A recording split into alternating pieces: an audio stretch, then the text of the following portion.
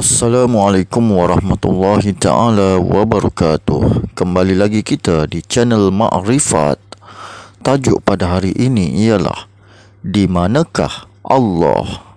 Sebelum itu sahabat sekalian, jangan lupa subscribe, like, komen dan share. Serta jangan lupa tulis komen tu di bawah supaya ilmunya berkat.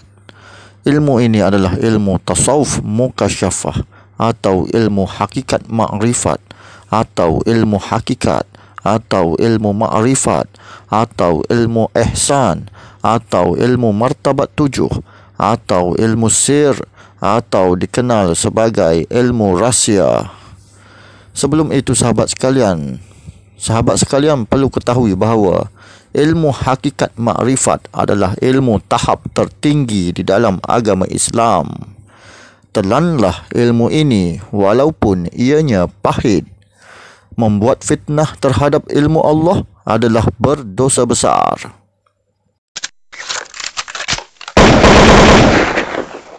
Sahabatku sekalian, tajuk pada hari ini ialah Di manakah Allah? Sebelum itu sahabat sekalian perlu ketahui bahawa ilmu hakikat adalah membicarakan atau mengkaji hal-hal di dunia di dalam diri kita, iaitu di alam sohir, iaitu di alam dalam diri kita. Itu adalah pengkajian ilmu hakikat. Manakala pengkajian ilmu syariat ialah tentang pengkajian di luar diri kita, iaitu alam semesta ini. Mari kita rujuk di dalam surah Al-Fatihah ayat 1. Alhamdulillahi Rabbil Alamin. Segala puji tertentu bagi Allah, Tuhan yang memelihara dan mentadbirkan sekalian alam. Maksud sekalian alam itu ialah meliputi. Tuhan yang maha meliputi itu maksudnya sekalian alam. Meliputi di dalam diri kita dan meliputi di luar diri kita. Meliputi di alam sohir dan meliputi di alam kabir. Alam kabir tu ialah alam semesta ini. Jadi Tuhan itu bersifat meliputi. Tiada celah pun tiada zat Allah. Maka semua tempat adanya zat Allah meliputi. Termasuk sebesar lubang jarum sekalipun, adanya zat Allah sedang meliputi. Meliputi di dalam dan meliputi di luar. Mari kita rujuk ayat lain pula. Walillahi ma fis samawati wa ma fil ard wa kana Allahu bikulli syai'in muhit. Maksudnya, dan milik Allah lah apa yang ada di langit dan apa yang ada di bumi, dan pengetahuan Allah meliputi segala sesuatu. Allah Ta'ala itu maha meliputi. Meliputi ini seperti kita masuk di dalam sungai, kita menyelam di dalam sungai. Maka air itu meliputi di seluruh badan kita tanpa celah. Itu meliputi di luar. Manakala meliputi di dalam pula, ibaratnya seperti cawan ataupun gelas dituangkan air di dalam cawan tersebut. Cawan itu ialah diri kita ataupun roh kita yang menanggung zat tersebut. Zat itu ialah ibarat air tersebut.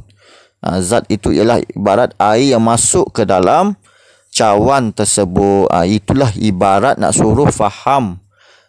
Kalau tidak ada zat Allah di dalam diri kita, maka roh itu tidak akan hidup. Kerana roh itu adalah penjelmaan ataupun penzohiran bagi sifat hayat Allah. Adakah roh itu Allah? Bukan roh itu Allah. Kalau kata roh itu Allah, sesat. Kalau kita kata roh itu Allah, kafir, zindik. Roh itu adalah penjelmaan ataupun penzohiran bagi sifat hayat Allah. Sebab itu roh itu tidak mati. Siapa yang memberi kelebihan kepada roh itu? Memberi kelebihan kepada Muhammad itu supaya roh itu tidak mati. Kerana ada sifat yang disandarkan oleh Allah, iaitu sifat hayat, sifat hidup Allah disandarkan kepada roh tersebut. Maka roh itu hidup kerana apa? Kerana adanya zat Allah sebagai punca kuasa di dalam diri kita. Setiap roh itu banyak lapisannya. Ada 9 lapis roh. Roh, banyak roh lah, 9 lapis. Roh dipanggil roh rohani, roh nabati, roh rewani, roh jasmani, lepas tu rohul kudus, roh latifur rabbani, rohul amin. Banyak lagi. Roh idofi tu sekali dengan roh al-amin lah. Dan di dalam sekali terletaknya adanya rahsia Allah yang ditanggung oleh Muhammad. Yang ditanggung oleh Muhammad. Muhammad itu apa? Muhammad itu roh. Roh itu yang menanggung rahsia Allah. Rahsia itu apa? Rahsia itu zat Allah lah.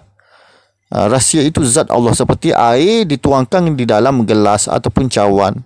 Kita tengok air dalam cawan. Macam tu lah. Air dalam cawan tu. Ibarat macam tu lah. Maknanya Muhammad menanggung rahsia Allah tersebut. Muhammad menanggung zat Allah tersebut. Oleh kerana itu, sebab itu ahli sufi, wali-wali Allah tidak boleh menyakiti hati orang lain. Kerana di dalam setiap diri manusia itu adanya zat Allah Subhanahu Wa Taala. Kalau tidak ada zat Allah di dalam diri kita, maka ruh pun tidak akan hidup. Jasad pun tidak akan hidup. Jasad adalah pakaian bagi roh. Roh hidup kerana ada zat Allah Subhanahu Wa Taala. Zat Allah itu menghidupkan roh idofi. Roh idofi menghidupkan roh latifur rabbani. Roh latifur rabbani menghidupkan rohul kudus. Rohul kudus menghidupkan rohani. Rohani menghidupkan roh rahmani. Roh rahmani menghidupkan roh rewani.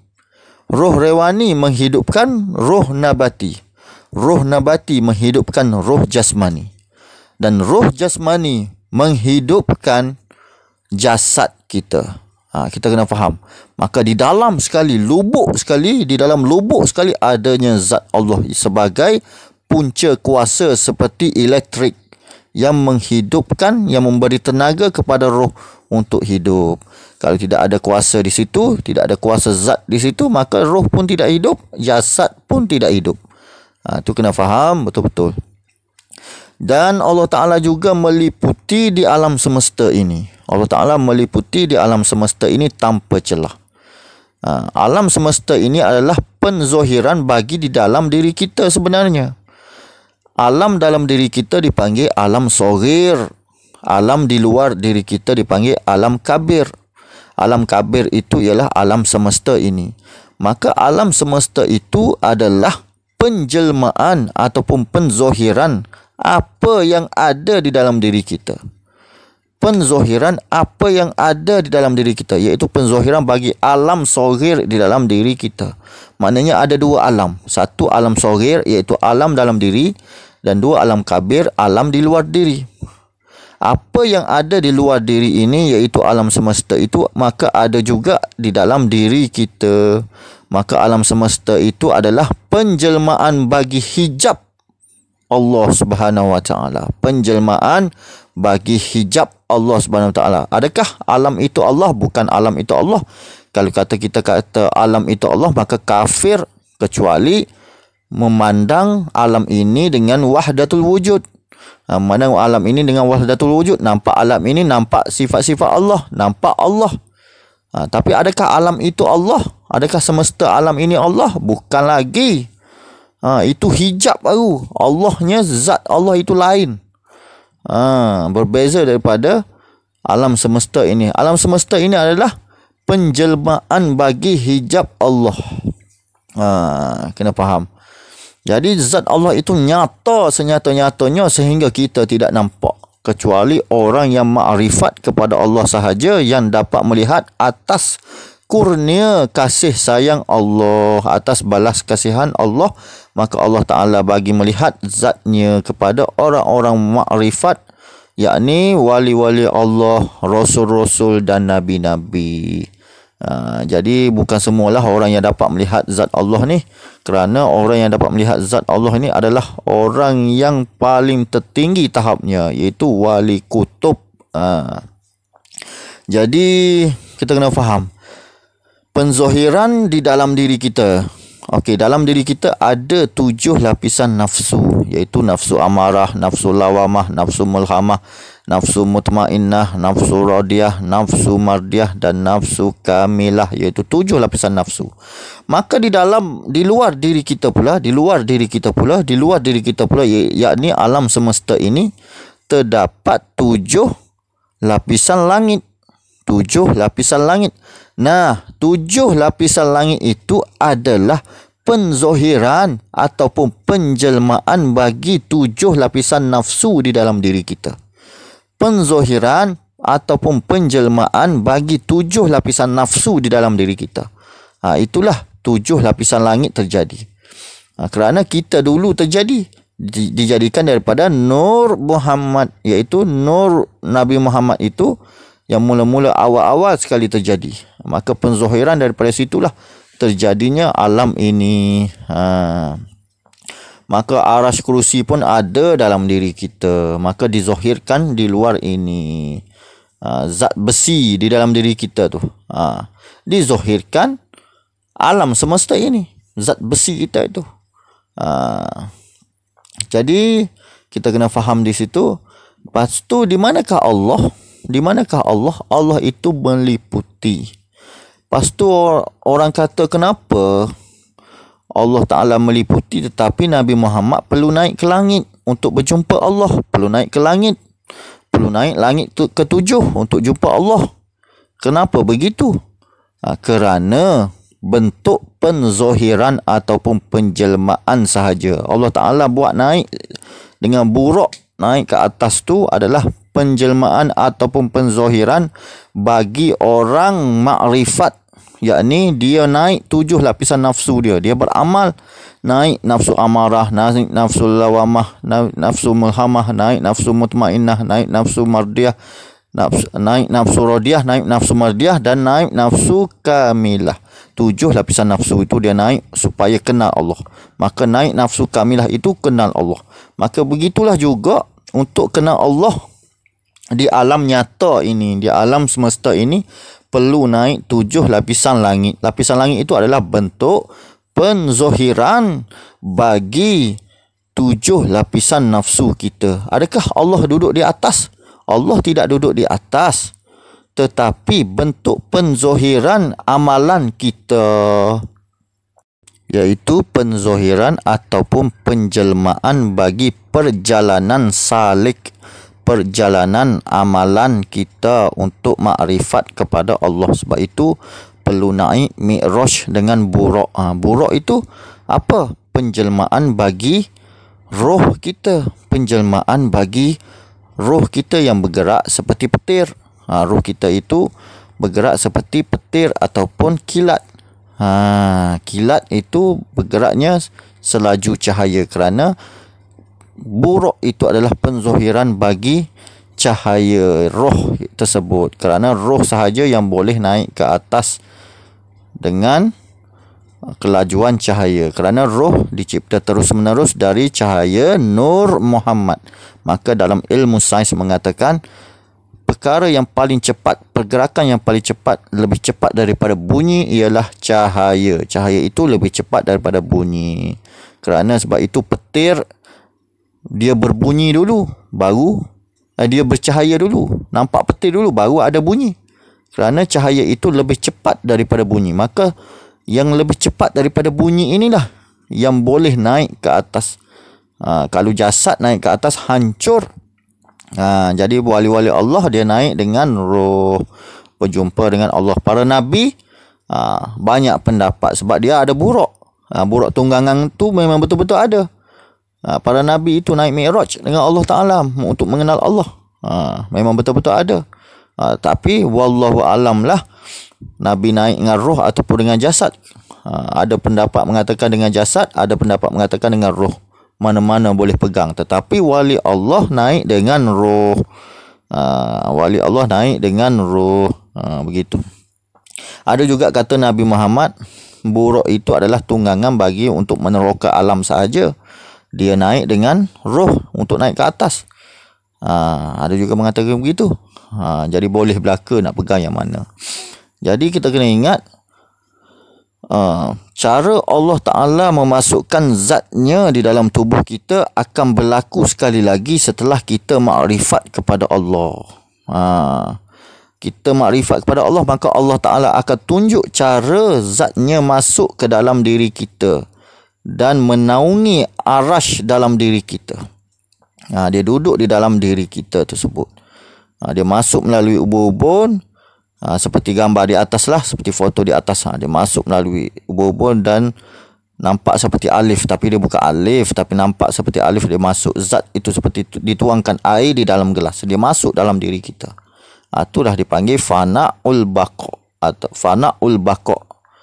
Itu panggil wahdatus syuhud. Setelah kita turun daripada memandang, melihat zat Allah di atas sana, maka kita turun, maka zat Allah itu masuk ke dalam diri kita.